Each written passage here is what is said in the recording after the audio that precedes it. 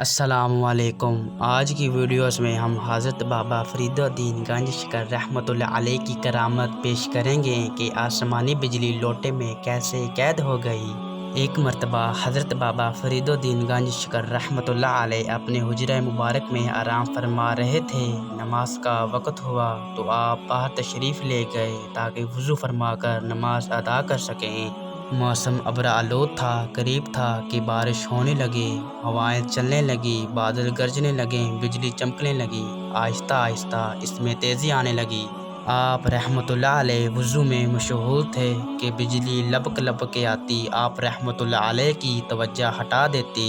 آپ رحمۃ اللہ علیہ کو جلال آ گیا تو آپ رحمۃ اللہ علیہ نے پشت مبارک بجلی کی طرف گھمائی۔ اب کی بار جب بجلی چمکی تو لوٹے میں قید ہو گئی۔ آپ رحمۃ اللہ علیہ وضو سے فارغ ہوئے تو پھر انگلی سے اشارہ کیا تو فرمایا، اللہ والوں کو تنگ نہ کیا کرنا۔ یہ کہہ کر بجلی کو آزاد کر دیا۔ تب سے کہا جاتا ہے کہ جب بجلی چمکے، اللہ کا نام لے کر بابا فرید الدین گنج شکر کا نام لے لے تو بجلی وہاں سے آگے نکل جاتی ہے۔